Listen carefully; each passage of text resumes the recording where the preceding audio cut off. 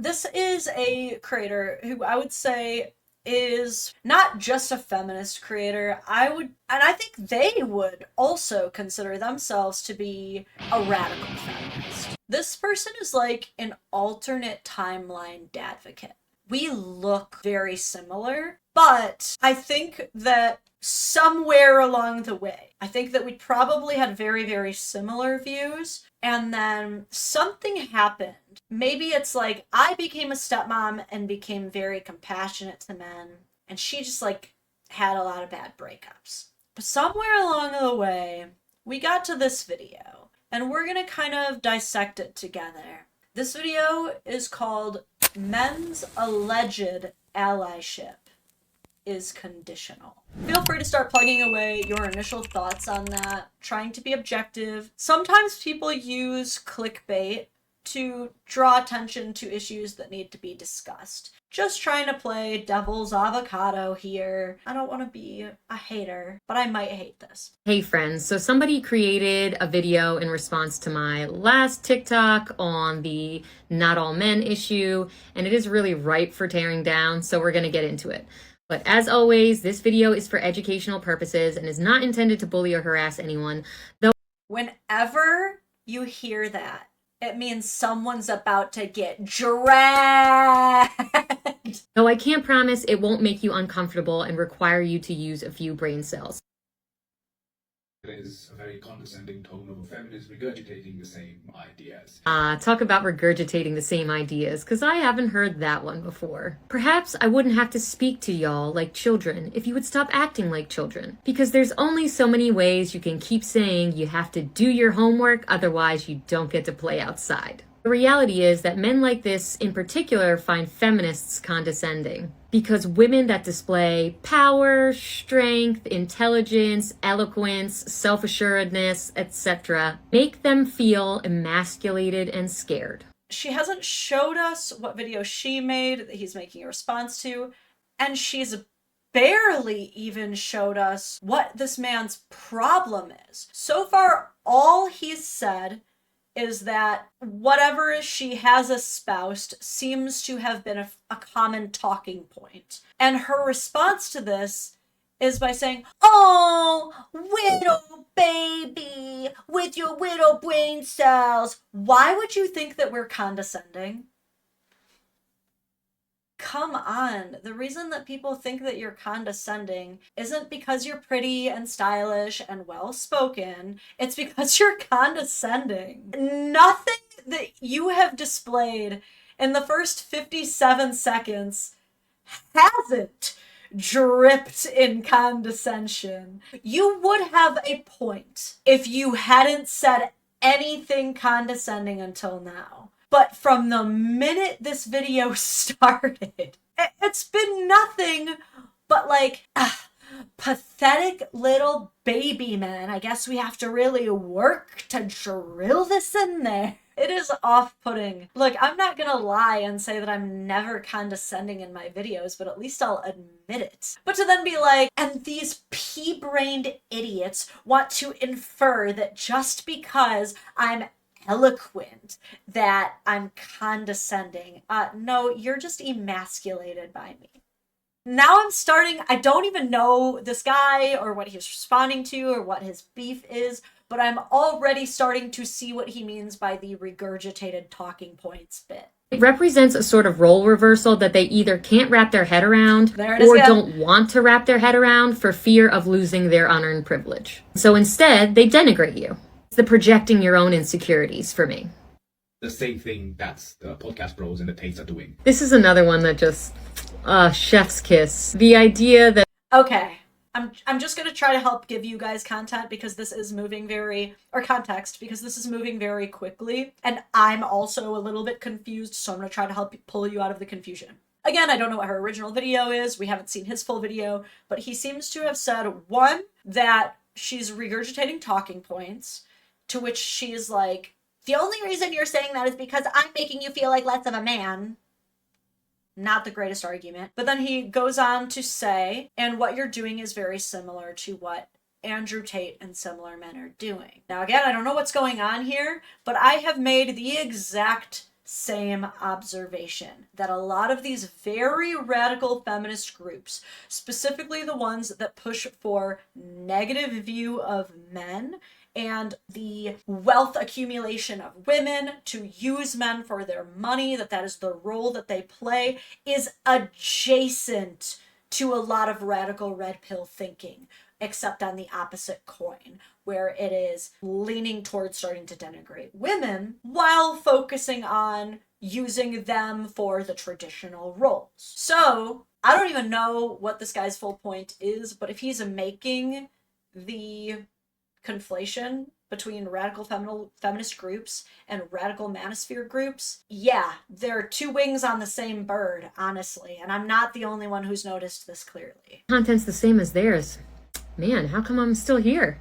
Could it be that one group is espousing things like taking away women's civil rights and falsely claiming biological superiority based on outright lies that has very dangerous implications, while feminists are out here saying stuff like, oh, I don't know, could you stop murdering us? And, oh yeah, like, I'm not really into the idea of fucking you because you treat me like I'm a trophy instead of a human being? What is the fallacy for this? I hate when people do this in debates. This is what she's doing. In order to divorce herself as much as she can from the allegation that radical feminist ideology is very, very adjacent to and similar to radical manosphere ideology, in order to divorce herself from that argument, what she's doing is the fallacy of saying, well, what they do is, and then takes the absolute worst thing that anyone from that group has ever done, and then she says, but all we're doing is this. And then the tamest, most innocent thing that they've ever done, like improper balance or like false correlation, something like that. One thing I would like to remind some of these feminists that are pushing it's all men and trying to demonize all men. The reality is that you do not want to accept it, but the only reason why women have rights and have these freedoms in order to express yourself and do what we're doing is because there are still good men out there willing to enforce those rights and protect you. That's what you're so mad about? Wait, so first of all, I have two things to say so far. One, it's just funny that she thinks that she even could emasculate that guy. Fucking look at him. He looks like if Jason Momoa ate Jason Momoa while bench pressing Jason Momoa. You could not emasculate that dude. That is masculinity. If you looked up the word masculinity in the dictionary, it would just be a picture of that guy holding a trident. But also, let's look at his overall message. I can see a little bit why someone might be annoyed that it has a little bit of the inkling or inference of it kind of, if you really reach, sounds like he's saying, you don't have a right to criticize men because we gave you everything that you wanted. If you really, stretched, you could come to that conclusion, but what he's trying to say is your constant videos about how men are bad is actually very harmful because history shows that men are actually on your side more often than not. That's what I got out of his message. One in the chat if you got the first inference that he was trying to shove in her face that men made women's suffrage possible, or two in the chat if you kind of read that as him just kind of pleading with her that, like, please, there are majoritively good men. Can't you see that? But her response so far has been, ow! So I don't think it's going to be good. So here's the real crux of it all. This is where you let us know how you really feel. The reason women get to speak is because you let them do it. First of all, just kudos. I have never seen someone smack so hard into the point and completely miss it. I'm so glad I was right about that, because this is such a... this is it right here. The two of these people could probably be married if one of them could just see the other person's side. If she could just understand or even give him a fraction of the benefit of the doubt to understand what he was really trying to say, instead of jumping to the worst possible assumption. This right here is Hanlon's razor in action. If you're not familiar, it's one of my favorites. It is a cousin to Occam's razor, the idea that the simplest solution is usually the solution. But Hanlon's razor is the idea that people often contribute to malice that which can most often simply be explained by ignorance. Basically what it means is that we so oftentimes assume the absolute worst in a person's intentions, but most of the time, in this term they use ignorance, but it's basically, you can apply that to be they just fully didn't understand the situation. But she is assuming that here he is saying, like, you don't have a right to be mad about anything because I gave you everything you have. And that's just such a malicious way to interpret what he said. Cat tax. Cat tax. Cat tax. Have to pay the cat tax to watch the Dadvocate. Mochi. This is gonna get all over my lipstick, and I'm gonna be peeling this off for the entire rest of the stream. But have you ever seen a cat who just...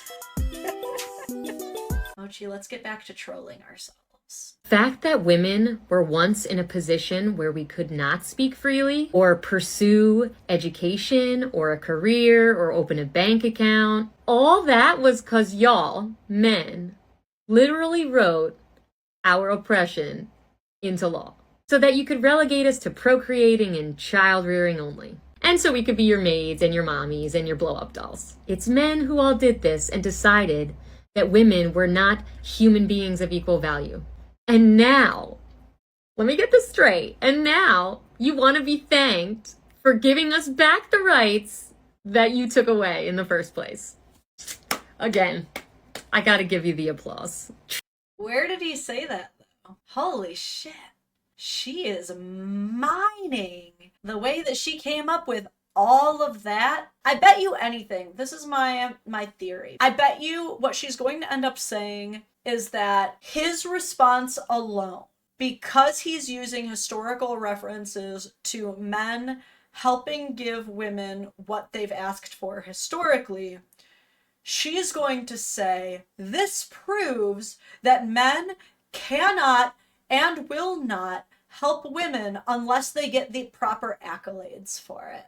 Which, like, okay, but you're setting a very dangerous standard for proof here. We'll see where this goes. Truly, only the type of mental gymnastics that a mediocre white man could be capable of. Yeah. I wish we had a bingo chart for, like, again, I completely see what this dude meant when he said that she is full of regurgitated talking points. Because if we had a bingo card for shit radfems say to desperately attempt to trigger you when they cannot come with a logic-based argument, it would be call them a mediocre white man, tell them to find a couple brain cells to rub together, insinuate that they can't comprehend it, insinuate that they're not smart enough to understand you. The card would be pretty full of markers by this point. Yeah, mental gymnastics, that's another one. The idea that we need men to protect our right to speak freely is, ooh, it's such a great one. Because don't hate me for saying this, but it's true. We do need men to speak freely. What are you talking about? If 50% of the entire global population did agree that we shouldn't speak, we wouldn't be. I'm not saying we should be thankful for that.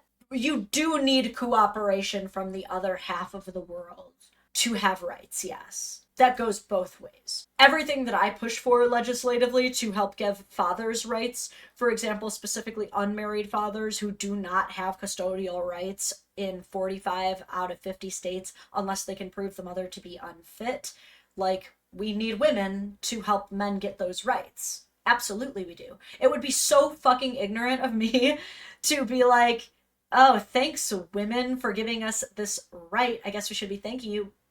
The reality of the situation is when equal shared parenting is passed, I will be thanking so many women. We shouldn't have to. I agree. Fundamentally, we shouldn't have to. But any man or woman who fights against a system that is majoritively against them to secure rights for someone that is completely different than them should be thanked. Is that crazy, or is that baseline humanity? I don't know. For starters, why do we even need protection just to speak freely about how we should be treated as equal human beings? Is it because men don't like this proposition and some of them react to it with violence? Again, you created the problem and now you want credit and kudos for shielding us from it? Not to mention, yes, you doppelganger for Jason Momoa, who in no way was even alive for any times in which laws could be made. And even if he was alive during those times, in no way could have single-handedly influenced those laws. Nor do you have any idea what side of the aisle his ancestors were on.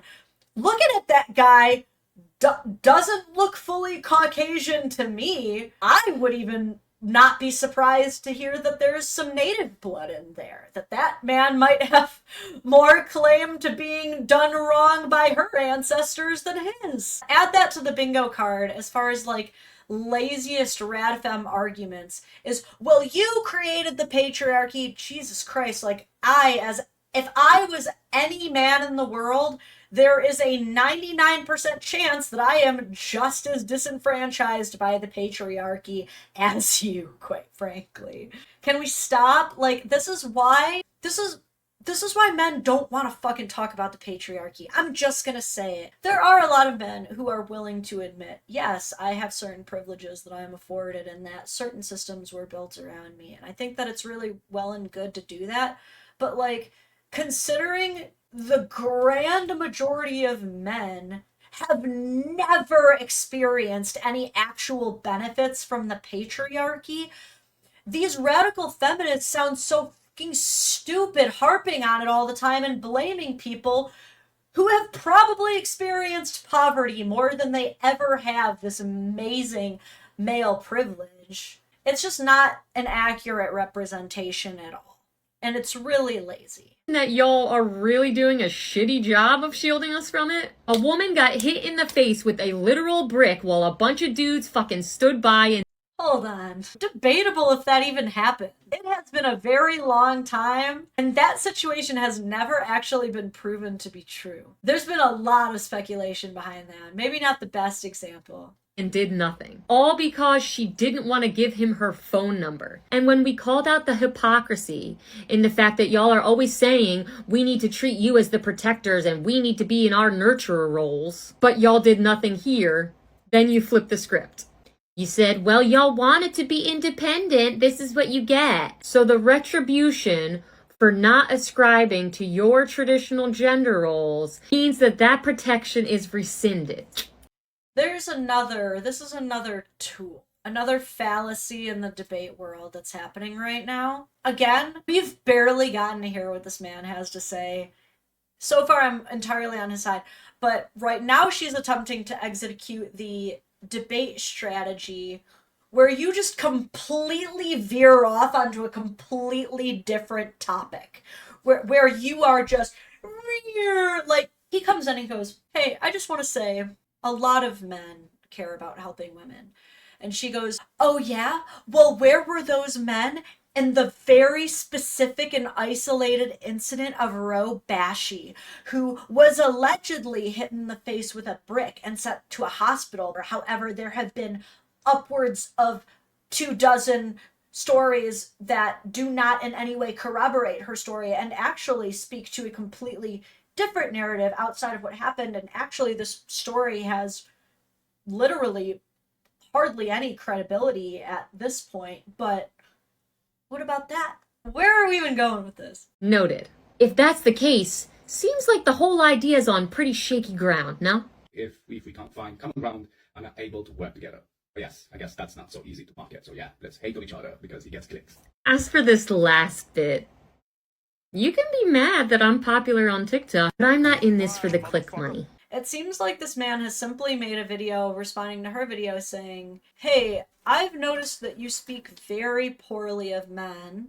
I just want to point out that men really do like women. Here are some historical examples of us agreeing with feminist movements. And I would just love for us all to work together as men and women, but I do understand that, creating controversy is a really good way to get engagement. So I guess keep doing that. And you could call it him throwing shade on her for insinuating that she is stoking flames as rage bait, so to say. But to deserve this level of fury, it just doesn't match, especially when you look at these side-by-side comparisons. She's the one who looks hyper emotional. I think I should be compensated for my labor? Yes. Do I enjoy that I'm compensated for it? Yes. It helps me put that money back into organizations that support causes that I think are important. And it also helps me to buy news subscriptions and academic journal subscriptions so that when I make content, I have all of the data I need to make really effective and robust arguments. I paused to say something else, but I fucking lost it at the effective and robust arguments part. Lady, you rolled up with every fallacy in the book and still haven't made your point. What are you talking about? But what I was going to say before that is, like, why are you justifying how you spend your money? That is so weird, and it's not a fallacy, but it's a red flag. You know how it's always weird when people start over-explaining themselves? You know what I mean? Like, think about the girl who calls her boyfriend and she's like, hey, where have you been for the last hour? And he's like, it's not like I was cheating on you. Why would you say that? So for him to simply say, being controversial, that's going to get you more clicks, and for her to then start jumping right into like, well, I donate the money that I earn to good causes, and I also am able to buy things that make me smarter, and so that's important. Like, whoa, dude, no one asked you to justify how you're spending your money, but it's a little suspicious that you felt the need to. But the real number one reason that I am in this is because y'all are annoying as fuck and I am sick of your bullshit. It's really that simple. I like to scream into the void, and I like the fact that I can build a community of like-minded women and folks who can commiserate and feel supported and seen by the things that I'm saying.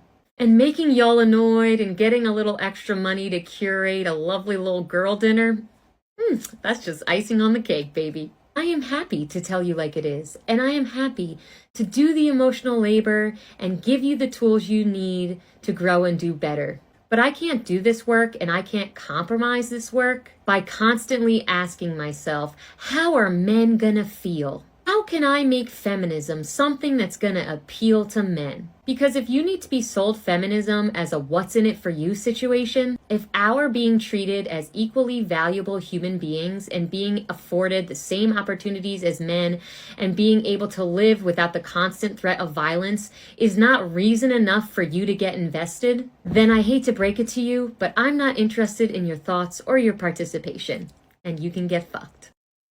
How did she get there? She never, ever, ever made the point of what men's allyship is conditional on. She never proved in any facet, in any area, where he even suggested that he would revoke his investment in women's rights unless X condition. I never saw that. What she literally took this snippet of a man simply saying, you're pretty harsh on men. I wish that you could see that we're trying to work together, and turned it into, oh, so you don't want me to vote? You don't want me to drive? You don't want me to have a job? You hate me? So you hate me.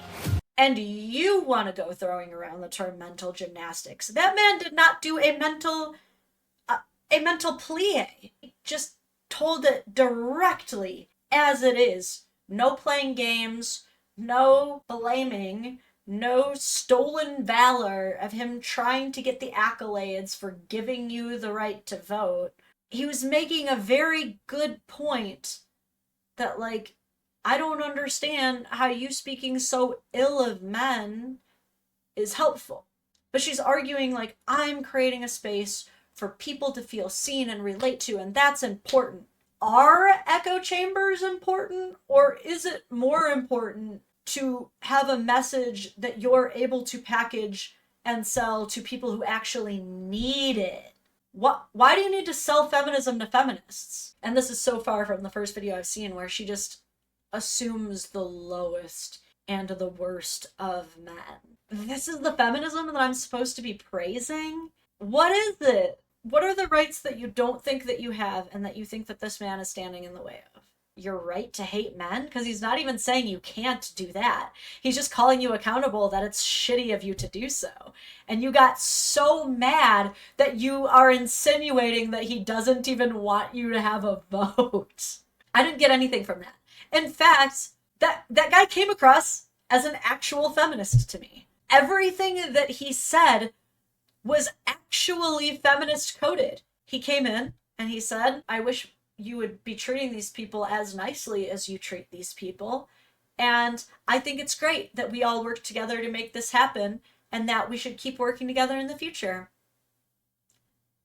And you spun that to make him look like this awful, horrible monster. You guys all saw that, right? Wow.